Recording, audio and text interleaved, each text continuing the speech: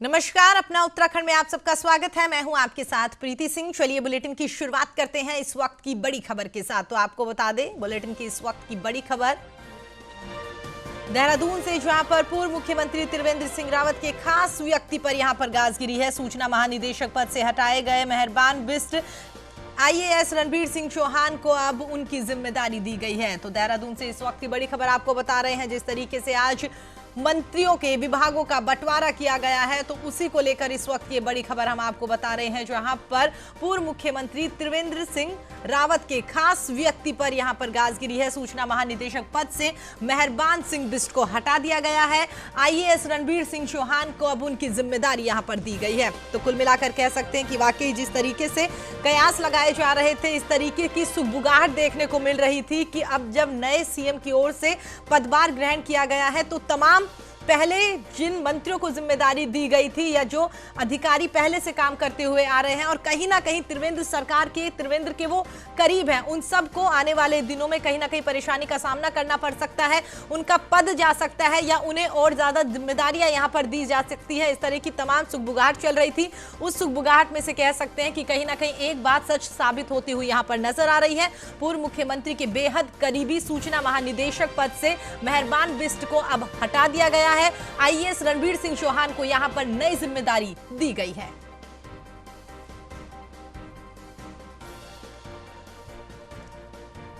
तो आपको बता दें आज विभागों का बंटवारा किया गया था और उसके बाद से तमाम नए खबरें जो है वो निकलकर सामने आ रही है और उसी को लेकर इस वक्त की बड़ी खबर से आपको रूबरू करा रहे हैं। कहा जा रहा है कि बिष्ट जो है वो पूर्व मुख्यमंत्री त्रिवेंद्र सिंह रावत के बेहद खास व्यक्ति थे। उन पर आज गाज गिरी है। सूचना महानिदेशक पद से उन्हें हटा दिया गया। आईएएस रणबीर सिंह चौहान को अब उनकी जिम्मेदारियां दी गई है।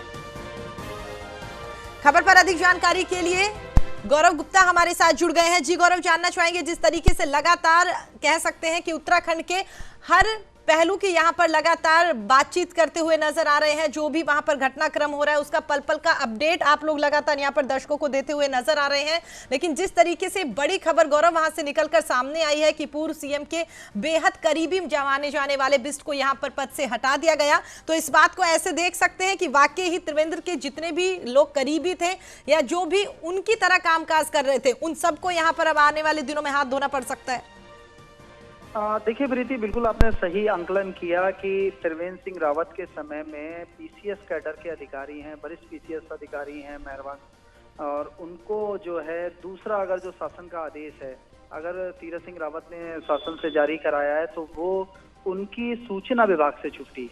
आप पूरी तरीके से आप देख सकते हैं कि सूचना विभाग सबसे अहम होता है, जो कि मुख्यमंत्री के पूरे जो तस्वीर है उसको प्रसारित करता है, उनके कार्य लेखा जोखा, उनके जो योजनाएं हैं उसको लेकर काम करता है, और उसकी जिम्मेदारी जो है वो रणबीर सिंह चौहान को दी गई है। आईएएस अधिकारी हैं, मौजूदा समय में एमडीडीए और कई परिवहन दूसरे विभागों की वो जिम्मेदारी संभाल रहे हैं शासन में। और जो दूसरा अहम फैसला लिया है वो यही लिया है।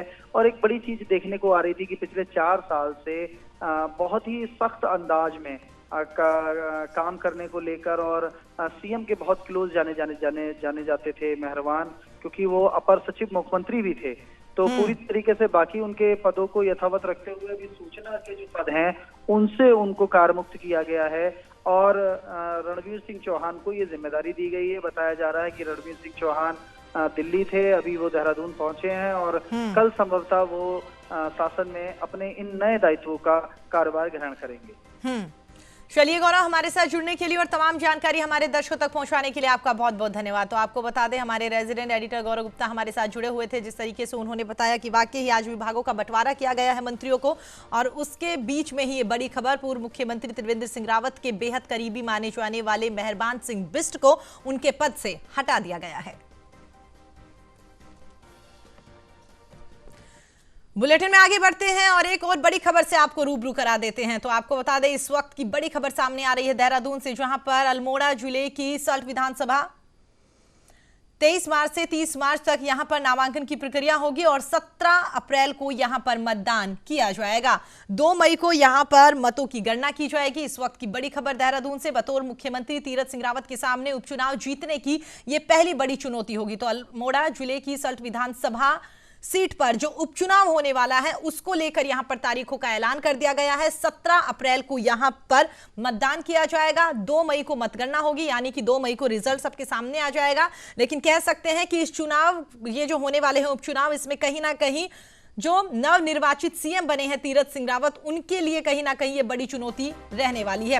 क्योंकि जिस तरीके से बीजेपी की ओर से हाल फिलहाल में जो सियासी घटनाक्रम उत्तराखंड में चेंजेस जो लाए गए हैं, उसके बाद से लगातार ये कयास लगाए जा रहे हैं कि तीरथ सिंह रावत को यहां पर इसलिए सीएम बनाया गया है कि लोग उन्हें पसंद करते हैं और 10 महीने के बाद में उत्तराखंड में आगामी विधानसभा चुनाव जो आने वाले हैं, उस आगामी विधानसभा चुनाव में तीरथ सिंह रावत के चेहरे के साथ मैदान में उतरा जा सके। तो कहीं ना कहीं कह सकते हैं कि उपचुनाव की तारीखों का ऐलान जो यहां पर किया गया है, उसके बाद में बतौर मुख्यमंत्री तीरथ सिंह रावत के सामने ये बड़ी चुनौती होगी कि यहां पर जो ये उपचुनाव होने वाले हैं, इस उपचुनाव में भारतीय जनता पार्टी अपनी जीत हासिल करे। खबर पर अधिक जानकारी के लिए ब्यूरो हेड भूपेंद्र हमारे साथ जुड़ गए हैं। जी भूपेंद्र, जानना चाहेंगे, उपचुनाव की तारीखों का ऐलान कर दिया गया, लेकिन सबसे दिलचस्प बात यहां पर यह भूपेंद्र की बतौर मुख्यमंत्री तीरथ सिंह रावत के लिए बड़ी चुनौती कि किस तरीके से इन चुनाव में वो जीत हासिल करे। जी बिल्कुल प्रीति, आपने सही कहा है कि जो है जिस तरीके से पहले से हम लोग इस बात का अंदाजा लगा रहे थे कि 12 जनवरी को अल्मोड़ा जिले की 67 विधानसभा जो खाली हो गई थी, भारतीय जनता पार्टी के विधायक थे सुरेंद्र सिंह जीना, उनकी मौत के बाद से वो पूरी तरीके से जो है खाली चल रही थी और अब उसमें चुनाव को लेकर के सरगर्मियां तेज हो गई थी। लेकिन इसी दौरान ये बड़ा घटनाक्रम हुआ प्रदेश की राजनीति में। त्रिवेंद्र सिंह रावत को हटा के तीरथ सिंह रावत जो है अब सत्ता पे आसीन हुए हैं और उन्हें मुख्यमंत्री की जिम्मेदारी दी गई। तो उनके सामने ये पहली चुनौती आ जाती है और इसकी बाकायदा अधिसूचना जारी कर दी गई। अभी थोड़ी देर पहले ही अधिसूचना जारी कर दी गई है। 23 मार्च से जो है नामांकन की प्रक्रिया शुरू हो जाएगी और वो 30 मार्च तक का चलेगी। 31 मार्च को ये नामांकन जो पत्र है उनकी जांच होगी। 3 अप्रैल तक का जो है नाम वापसी की प्रक्रिया होगी। 17 अप्रैल को मतदान किया जाएगा और 2 मई को मतगणना की जाएगी। तो 2 मई को जो है ये फाइनल हो जाएगा कि इस सीट पर कब्जा किसका है। लेकिन इस दौरान तीरथ सिंह रावत अभी चूंकि देखिए अभी कुछ 1 हफ्ते का भी समय नहीं गुजरा है और उनके सामने सबसे बड़ी जो चुनौती है वो ये है कि इस सीट को भारतीय जनता पार्टी के किस तरीके से अपने खाते में उसको लाते हैं। और देखिए यहाँ पे जो अभी जो सबसे अहम और दिलचस्प बात यह है कि केवल टोटल जो है 57,000 वोट हैं वहाँ पे उस 67 विधानसभा में, जिसमें अब पिछली बार 48,000 वोट पड़े थे और मात्र 829 वोटों से ये सुरेंद्र सिंह जीना जो भारतीय जनता पार्टी के थे उनको जीत मिली थी। तो उसके बाद से जो है अब ये लोगों के बीच में जाना है, पार्टी को, संगठन के लोगों को जाना है और उसके बाद उन्हें समझाना है कि भाई ये भारतीय जनता पार्टी के खाते की सीट है, इसको दोबारा से उस सीट पे हमको एक बार फिर से मौका दीजिए। और जो गंगा पंचोली है कांग्रेस की प्रत्याशी रही थी, इस बार जो है जो नाम निकल के आ रहे हैं कांग्रेस की तरफ से, वो जो है गंगा पंचोली और जो है विक्रम सिंह रावत जो रंजीत रावत के बेटे हैं, वो दोनों के बीच में कड़ी टक्कर है। अब देखिए इसमें कांग्रेस किसको भी भूपेंद्र कहीं ना कहीं कह सकते हैं कि जहां पर बतौर मुख्यमंत्री तीरथ सिंह रावत के लिए ये चुनाव जीतना एक बड़ी चुनौती है, उसके साथ ही कह सकते हैं कि कहीं ना कहीं जो विपक्षी पार्टियां, अगर कांग्रेस की बात करें तो उनके लिए भी यहाँ जीतना काफी मतलब कह सकते हैं कि चुनौतीपूर्ण रहेगा। बिल्कुल प्रीति, बिल्कुल। देखिए सबसे एक तो देखिए पूरी सरकार है, पूरी मशीनरी है और देखिए सबसे खास और अहम बात यहाँ पे यह है कि जिस तरीके से पहले से जो भारतीय जनता पार्टी जैसे कहते हैं चुनाव जीतने के अगले दिन ही से ही वो दोबारा अगले चुनाव की तैयारी में लग जाती है, तो वही हम लोगों को भी नजारा यहाँ देहरादून में देखने को मिल रहा है। इस सरकार की तरफ से जो है यशपाल आर्य जो कैबिनेट मंत्री, सीनियर कैबिनेट मंत्री हैं, उनको यहाँ बिल्कुल भूपेंद्र, इतना बिल्कुल वक्त नहीं है वरना आपसे और भी बातचीत करते। आप हमारे साथ जुड़े, हमारे साथ बातचीत करिए और दर्शकों को तमाम अपडेट दिया, उसके लिए भूपेंद्र आपका बहुत बहुत धन्यवाद। उत्तराखंड राज्य में नेतृत्व परिवर्तन के बाद में मुख्यमंत्री तीरथ सिंह रावत के नेतृत्व में कैबिनेट का गठन कर लिया गया। वहीं पर कई दिनों से मंत्रियों के विभागों के बंटवारे को लेकर चर्चाएं चल रही थी, जिसके बाद में कैबिनेट मंत्रियों के बीच में विभागों का बंटवारा आज कर दिया गया।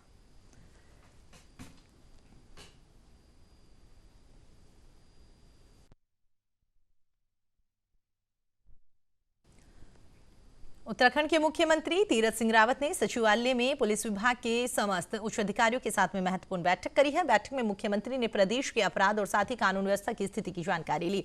इस दौरान उन्होंने कहा कि बेहतर कानून व्यवस्था राज्य सरकार की पहली प्राथमिकता है। पुलिस विभाग के लिए आने वाले वक्त में कुंभ, चार धाम यात्रा और साथ ही कोविड के दृष्टिगत चुनौतीपूर्ण है। वहीं पर उन्होंने ये भी कहा कि कुंभ और चार धाम यात्रा की सफलता के लिए सभी तैयारियां वक्त से पहले पूरी कर ली जाएगी। उन्होंने कहा कि कुंभ का पहला का स्नान बहुत ही सफल रहा है। आगे के महत्वपूर्ण स्नानों के लिए श्रद्धालुओं की संख्या और अधिक बढ़ेगी। कुंभ में क्राउड मैनेजमेंट की पूरी तैयारी सुनिश्चित कर ली जाएगी। साथ ही उन्होंने कहा, मुख्यमंत्री उत्तर प्रदेश योगी आदित्यनाथ ने भी कुंभ के लिए फोर्स उपलब्ध कराने का हमें आश्वासन दिया है।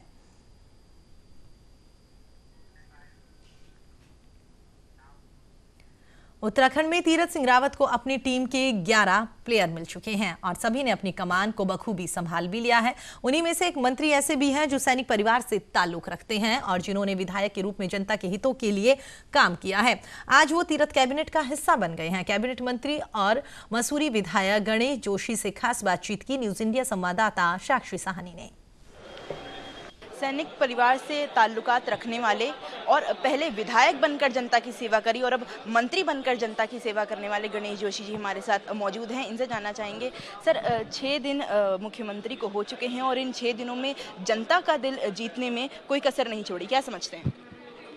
देखिए, मैं माननीय मुख्यमंत्री जी ने हमने साथ काम किया है और सबसे बड़ी बात, हम जनरल खंडूरी जी के शिष्य हैं दोनों के दोनों। अगर आपने देखा होगा, ये सीएम बनने के बाद और मंत्री बनने के बाद हम उनका आशीर्वाद लेने गए थे। और जब आदमी जमीन से उठकर आता है तो उसे सारी चीज़ों का ज्ञान होता है। कहते हैं ना, where knows where the shoe pinches, जूता पहनने का जूता कहाँ काट रहा है। तो हमने गरीबी भी देखी है, हमने भूख भी देखी है, हमने बेरोजगारी भी देखी है, हमने टपकता मकान भी देखा है। तो इन सब के अनुभव को साथ में लेते हुए ऐसी योजनाएं हम लाएंगे। अभी सबसे पहली बात तो हमने आम जनमानस पर एक मैसेज देने की कोशिश की है। उदाहरण के लिए, जैसे कुंभ में बहुत रिस्ट्रिक्शन थी और कुंभ हर साल नहीं आता, 12 साल में एक बार आता है। और हमारी संस्कृति में कुंभ का स्नान का एक बहुत बड़ा महत्व है और एक आदमी सोच के रखता है कि कुंभ आएगा, मैं अपनी माँ को, अपने पिताजी को और अपने परिवार को लेकर कुंभ में स्नान करूँगा। और उसमें रिस्ट्रिक्शन हमने कर दी। हमने साधु संत जो हमारे अखाड़े हैं, जो हमारी मान्यताएं हैं, उनके हमने कहा कि टेंट नहीं लगेंगे। और मुझे जानकारी मिली कि पहली जब स्नान के दिन 1 लाख लोग वापस गए, लेकिन आज माननीय मुख्यमंत्री जी ने सहजता का परिचय देते हुए बिल्कुल उसको खोल दिया है। अखाड़ों को टेंट लगाने के आदेश दे दिए हैं। शाही स्नान के दिन मुख्यमंत्री जी खुद वहाँ पर गए थे, हेलीकॉप्टर से पुष्प वर्षा करी, खुद अपने परिवार के साथ जाएगी और एक संदेश देने का प्रयास किया है। और सबसे बड़ी बात, आज किसी भी पार्टी को सत्ता में लाने में के लिए कार्यकर्ताओं का एक बहुत बड़ा हाथ होता है। आज भारतीय जनता पार्टी का कार्यकर्ता बड़ा उत्साहित है। उसको लगता है कि वास्तव में अगर सरकार भारतीय जनता पार्टी की आई है तो आज आई है। और अधिकारी को भी संदेश दे दिया है कि जो व्यक्ति विकास के उसमें और कार्यकर्ता से ही काम कर रहा है, कहीं बाधा स्थापित करेगा तो उसका भी इंतजाम किया जाएगा। महाकुंभ को लेकर भी सर मुख्यमंत्री ने जो निर्णय लिया है उससे जनता बहुत प्रसन्न है, तो इस पर क्या समझते हैं कि जो निर्णय लिया है उसकी आलोचना भी हो रही है, वो अलग बात है, लेकिन आपको क्या लगता है, क्या ये निर्णय सब? नहीं, देखिए, अगर आपके करोड़ों लोग आपकी प्रशंसा कर रहे हैं, 10, 20, 50 लोग आलोचना कर रहे हैं तो उसकी चिंता नहीं करनी चाहिए। जब आप कुछ काम करेंगे तो कुछ आपकी आलोचना भी करेंगे, कुछ आपकी प्रशंसा भी करेंगे, लेकिन हमारा ये देखना है कि हमारा ध्येय क्या है, हमारा मोटिव क्या है, किस सोच के लिए हम कर रहे हैं। मैंने जैसे कि कहा ना, कुंभ 12 साल में एक बार आता है। टपकेश्वर का मेला नहीं है कि हर साल लग जाएगा और ये हमारा आस्था का वो है। तो ऐसे में मुख्यमंत्री जी ने निर्णय लिया, बहुत सही लिया है और उसका एक बहुत अच्छा संदेश संत समाज में भी गया है, पूरे हिंदू समाज में भी गया है। सर, मुख्यमंत्री के नेतृत्व में आप हैं और आपने जब शपथ ग्रहण किया उस समय हमने देखा कि किस तरीके से आपके समर्थकों ने आपके लिए इतने जयकारे लगाए और आपकी जय जयकार करी, तो इस पर क्या समझते हैं सर कि मुख्यमंत्री के नेतृत्व में 6 दिन जिस तरीके से एक्शन प्लान उनका रहा है, तो आगे किस तरीके से रहेगा? कितना well begin is half done. हमने शुरुआत बहुत अच्छी की है, हमने जनहित के निर्णय लिए हैं, हमने कार्यकर्ताओं में उत्साह भरने का प्रयास किया है। यही उत्साह 2022 में, क्योंकि पहले टीम 8 खिलाड़ियों से खेल रही थी, आज टीम 11 तैयार है, 11 के 11 खिलाड़ी खेल रहे हैं और जब 11 खिलाड़ी पूरा खेल रहे हैं तो गोल भी हम करेंगे और 2022 में भारतीय जनता पार्टी की सरकार बनेगी। ये थे हमारे साथ मंत्री गणेश जोशी जी, जिन्होंने बताया कि मुख्यमंत्री के नेतृत्व में अब आगे 2022 का चुनाव बहुत सरल हो जाएगा, क्योंकि जिस तरीके से एक्शन प्लान में मुख्यमंत्री नजर आ रहे हैं उससे ये साफ होता है कि जनता का दिल जो है वो अभी से जीत चुके हैं। अपने सहयोगी आकाश के साथ मैं साक्षी सहानी, न्यूज़ इंडिया, देहरादून। हरिद्वार कुंभ में कोरोना को लेकर दी जा रही ढिलाई की आलोचना करने वाले पूर्व मुख्यमंत्री त्रिवेंद्र सिंह रावत वैरागी अखाड़ों के संतों के निशाने पर आ गए हैं। संतों ने पूर्व मुख्यमंत्री त्रिवेंद्र सिंह को सचिवालय में बैठकर अध्ययन करने और धर्म नगरी के आश्रमों में झाड़ू लगाकर प्रायश्चित करने की सलाह दी है।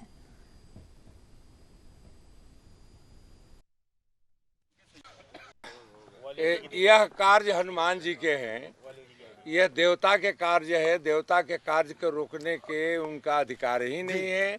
और देवता के कार्य रोकने के कोशिश किए तो उन्होंने देख लिए क्या दशा हुआ। उन्होंने मुख्यमंत्री पद भी गया और अब एक पगला करके आव बाव बयान दे रहे हैं। अभी सोच समझ की बहुत कमी है, उनको अध्ययन की जरूरत है। और जो है कहीं सचिवालय में कोई कमरा मिले तो वहाँ राम राम करे। वो नहीं समझ सकते कि सनातन संस्कृति क्या है, हिंदू सनातन जो है कल्चर क्या है, कुंभ मेला क्या है। ये कुंभ मेला वो है जो दुनिया के अंदर धर्म के नाम पे और आस्था के नाम पे कहीं पब्लिक इकट्ठा होती नहीं, वो कुंभ मेला है। और कुंभ मेला में जो है लाखों करोड़ों की मात्रा में जो है सनातनी लोग आते हैं और देश विदेश से आते हैं।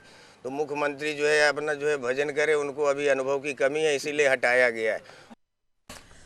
उत्तराखंड के रुद्रप्रयाग में कांग्रेस प्रदेश प्रभारी देवेंद्र यादव ने जिला कांग्रेस के संगठन की बैठक ली है। इस दौरान उन्होंने कांग्रेस कार्यकर्ताओं से केंद्र और राज्य सरकार की नाकामियों को गांव-गांव तक ले जाने का आह्वान किया। इसके लिए जो अब जैसे हमारे प्रभारी जी आए हुए हैं, तो जितनी ऊर्जा जो पार्टी में आई है हमारे नए प्रभारी से, लोग खुद ही कह रहे हैं कि वो नई ऊर्जा अब देखने को मिलती है। हमारे साथ काफ़ी युवा भी जुड़े हैं और हमारे साथ अच्छी टीम भी है। हमारे साथ जैसे यहीं रुद्रप्रयाग में संतोष रावत को ले लीजिए, उसकी तरह युवा जुड़े हैं हमारे साथ। तो जितना भी हम यहाँ पे आगे बढ़ के चल रहे हैं, वो संगठन को सशक्त करने का पूरा प्रयास है। और ये आप देख रहे हैं आज जो कार्यक्रम है वो संगठन के लिए कार्यक्रम है, वो पब्लिक का कार्यक्रम नहीं था।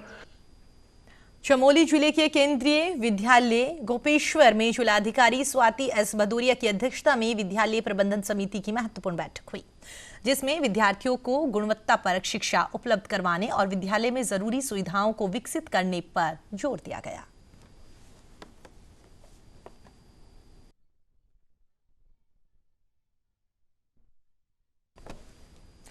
उत्तराखंड के बागेश्वर में नगर पंचायत गरुड़ के गठन के संबंध में स्थानीय लोगों और जनप्रतिनिधियों की आपत्तियों की यहां पर सुनवाई की गई है। सुनवाई तहसील सभागार गरुड़ में जिलाधिकारी बागेश्वर विनीत कुमार की ओर से की गई है, जहां पर उन्होंने कहा कि जल्द ही जिन लोगों को जो समस्या है उसका समाधान किया जाएगा। पंचायत गरुड़ गठित किया जाना है, उसी के संदर्भ में जो है आज हमने यहाँ पे आपत्ति की सुनवाई करी है। तो इसमें काफ़ी सारे जो है जनप्रतिनिधि जो अभी फिलहाल जनप्रतिनिधि हैं और काफ़ी सारे जो ग्रामीण हैं वो आके उन्होंने आपत्ति दर्ज करवाई है। मुख्यतः उनका जो ये कहना है कि जो है इसका नगर पंचायत अगर ये गठित हो जाती है तो उसके बाद में जो कर लगेंगे तो वो वहाँ पे जो क्षेत्रीय जनता है वो देने में सक्षम नहीं होगी। उत्तराखंड के हल्द्वानी में उस वक्त अचानक से हड़कंप मच गया जब एक साथ में करीब 40 से 50 सब जेल हल्द्वानी के बंदी रक्षकों ने इस्तीफा दे दिया। वहीं पर बंदी रक्षकों ने जेल अधीक्षक द्वारा उत्पीड़न का आरोप लगाया। उसके बाद में उनकी ओर से ये बड़ा फैसला लिया गया। इनकी घटना नहीं है, ये काफ़ी सालों से चला आ रहा है। भ्रष्टाचार और सिपाहियों की पैसे लेकर ड्यूटी लगाना, बहुत सारी तमाम चीज़ें हैं जो लगातार कई सालों से चलती आ रही हैं। हद तो तब हुई जब 6 तारीख को और एक बंदी की मृत्यु हुई, जो 5 को आया था और 6 को मृत्यु हुई। वो पहले से ही दिमागी संतुलन उसका ज़रा ख़राब था। उसका मौत का कारण उसका खुद की पहले की बीमारियां थी। और जब वो मृत्यु हुई तो हमारे जो अधिकारी हैं और हम प्रधान बंदी रक्षक हैं, उनके द्वारा हम जो सही ड्यूटी करते हैं, जो बंदी रक्षक सही ड्यूटी करते हैं, उनके खिलाफ एक षड्यंत्र रचा गया, साजिश रची गई ताकि इन पर फंसाया जाए। 302 का मुकदमा दर्ज करवाया गया है। और हैरानी की बात तो यह है कि उसमें एक क्रम उस दिन छुट्टी में था। उत्तराखंड हाईकोर्ट में वन विकास निगम से रिटायर्ड हुए कर्मचारी से रिकवरी मामले के खिलाफ में दायर अवमानना याचिकाओं पर सुनवाई हुई है। हाईकोर्ट ने याचिकाकर्ता से अवमानना की कॉपी निगम के अधिवक्ता को रिसीव कराने के लिए कहा है। अब मामले में अगली सुनवाई जो है वो 17 अप्रैल को होगी। आपको ये भी बता दें कि रमेश चंद्र खरकवाल और 17 अन्य ने अवमानना याचिका दायर करके कहा है कि कोर्ट ने 29 अगस्त 2020 को उनके रिकवरी आदेश पर यह कहकर रोक लगा दी थी कि रिटायर्ड कर्मचारियों से रिकवरी नहीं की जा सकती। ये इन पे 29 अगस्त 2020 का रिकवरी पे इंटरिम रिलीफ इन्हें हासिल था, जिसके तहत इनकी रिकवरी पे रोक लगा दी गई थी। तो उसमें वन निगम द्वारा अब इनके जो रिटायरमेंट के बाद के जो पैसे बचे होते हैं उसमें धनराशि समायोजित करके इनको ज़बरदस्ती दी जाने लग गई। तो उस पर कुल 18 लोगों की याचिकाएं आज लगी थी। उसमें माननीय अदालत ने वन निगम के एडवोकेट को कॉपी रिसीव करवा। फिलहाल अपना उत्तराखंड में इतना ही। देश और दुनिया की तमाम खबरों के लिए आप देखते रहिए न्यूज़ इंडिया। नमस्कार।